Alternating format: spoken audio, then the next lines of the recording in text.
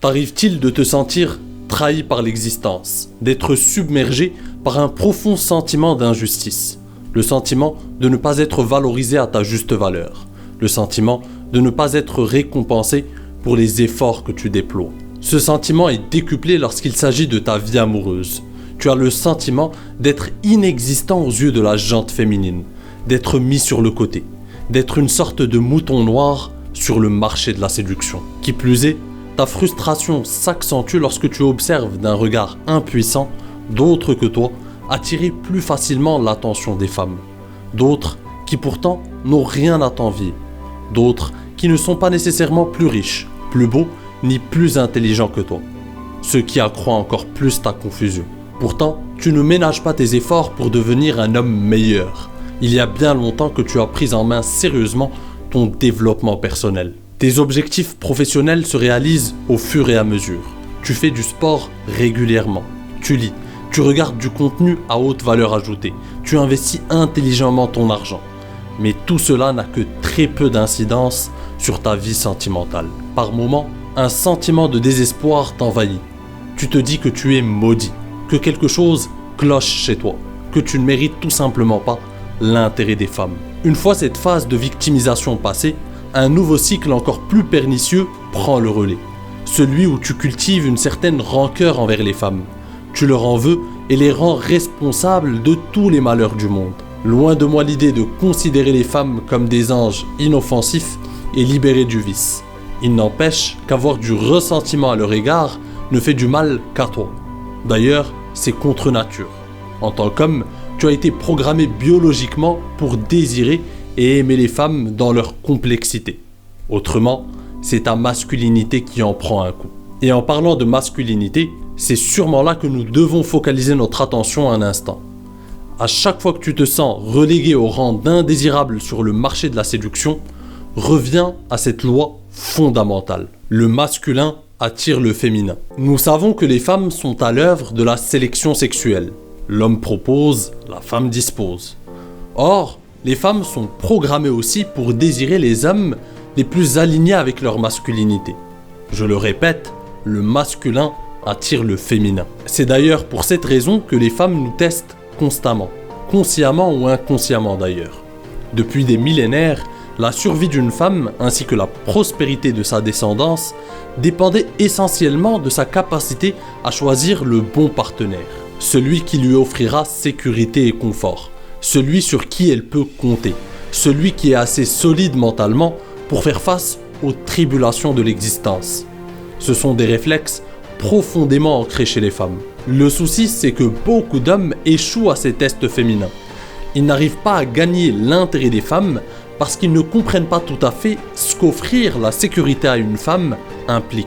Les uns ne comprennent pas du tout ce que cela peut bien signifier exactement, les autres pensent que cela se réduit uniquement à la sécurité financière. Or, offrir un sentiment de sécurité à une femme englobe bien plus que ça. Et c'est là qu'on revient de nouveau à la polarité masculine-féminine.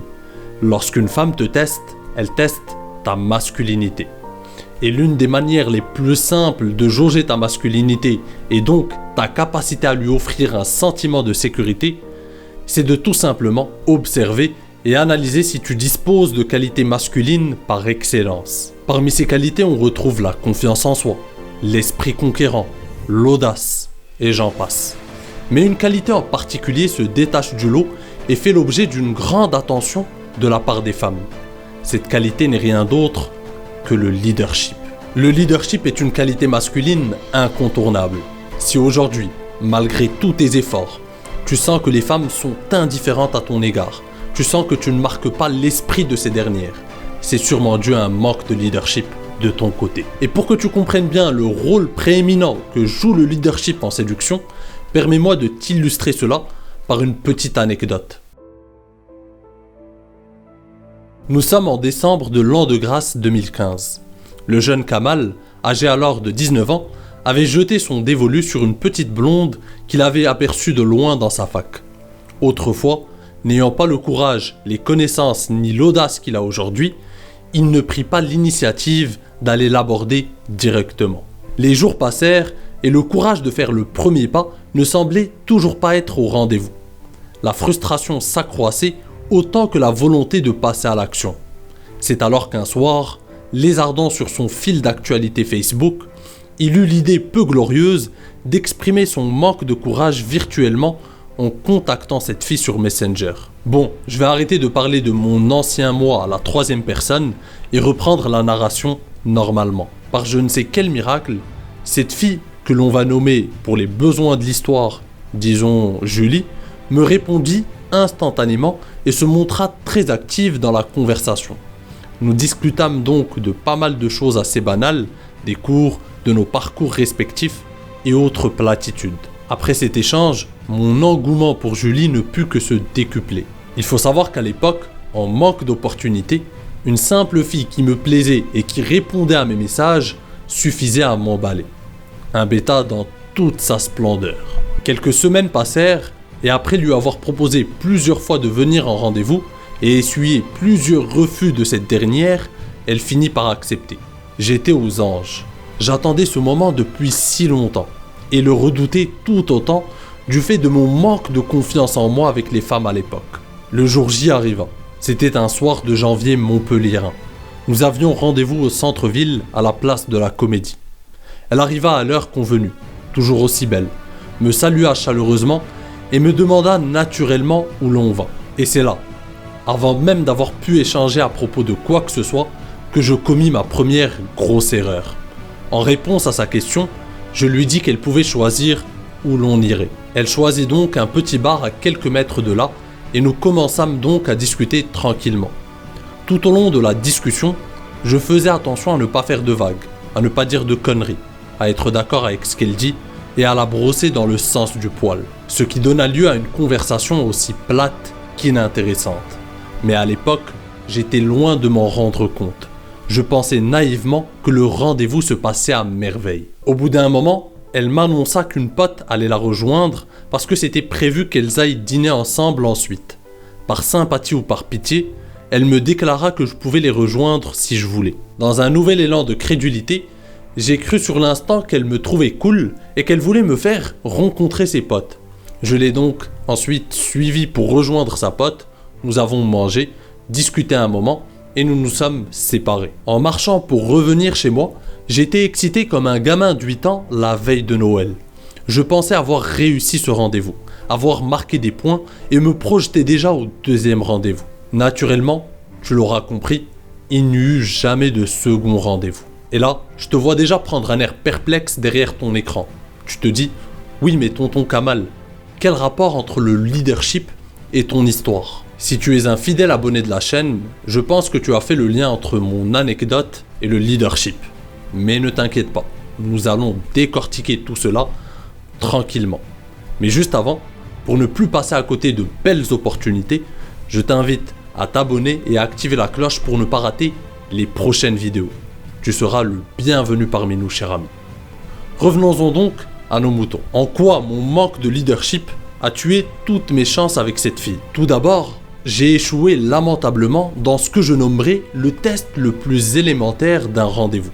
En effet, je me suis distingué par mon incapacité à choisir le lieu du rendez-vous. En d'autres termes, j'ai délégué mon leadership à cette fille. J'ai brillamment enchaîné en essuyant un second échec plus grave que le premier. Celui d'être incapable de prendre les rênes de la conversation. Celui de me montrer passif, de me contenter d'être d'accord avec ce qu'elle dit et de la brosser dans le sens du poil.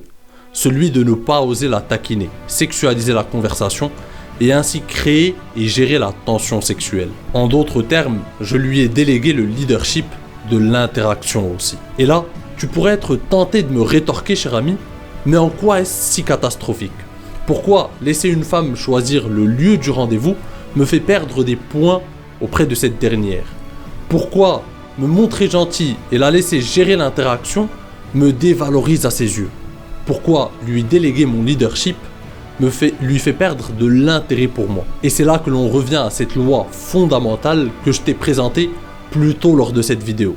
Note-la noir sur blanc. Le masculin attire le féminin. Le leadership d'un homme est l'essence même de sa masculinité.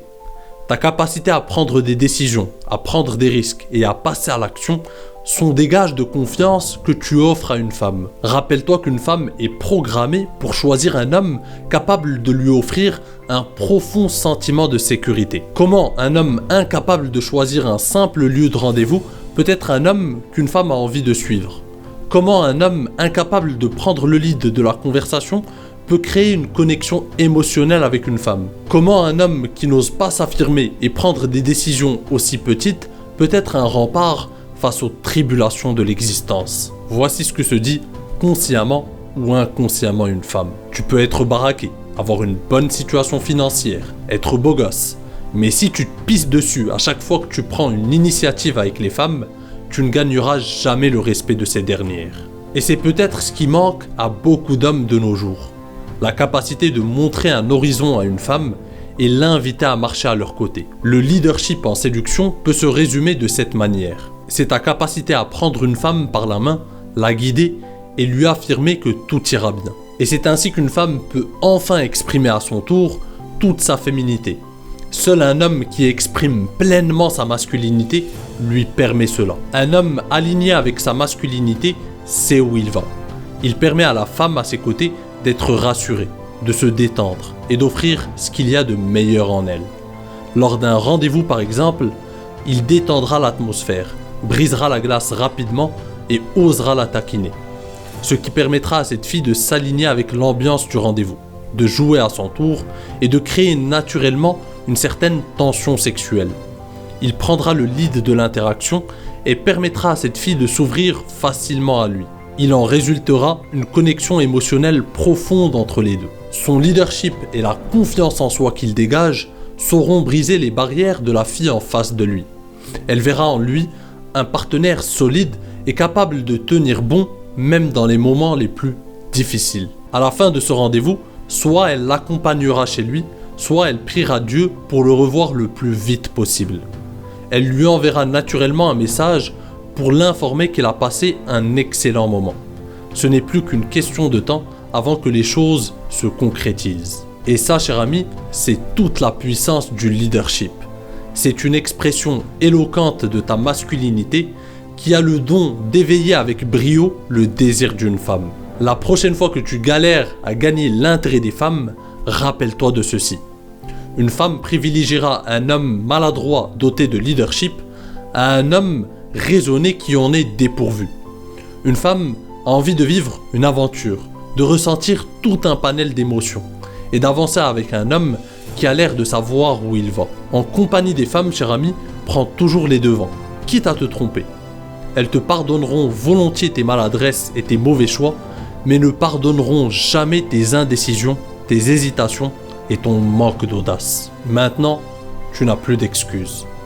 Si tu veux aller plus loin, cher ami, et renforcer véritablement tes compétences de séducteur, je t'invite à jeter un œil à mes 3 formations incontournables sur le sujet. Tout d'abord, ma formation best-seller devient l'objet de toutes ces pensées. C'est une mine d'informations qui t'explique concrètement comment transformer le simple intérêt d'une femme pour toi en véritable désir. On y décortique tous les mécanismes en œuvre lors de cette phase de séduction. Comment créer et gérer la tension sexuelle, comment sexualiser la conversation et surtout comment taquiner une fille. Avec à l'appui une vidéo de 24 minutes d'exemples concrets sur comment taquiner une fille. Tu y apprendras aussi par ailleurs comment rester mystérieux tout en exprimant ta personnalité. Ensuite, tu peux enchaîner avec ma formation Captive-la grâce à ta tchatch. Tu y découvriras comment saupoudrer tes conversations avec les femmes, les rendre mémorables pour elles et les marquer émotionnellement. Comment aussi parler aux émotions d'une femme et créer une véritable connexion émotionnelle avec cette dernière. Et enfin, tu peux finir en beauté avec ma formation pépite, réussir son premier rendez-vous comme un maître.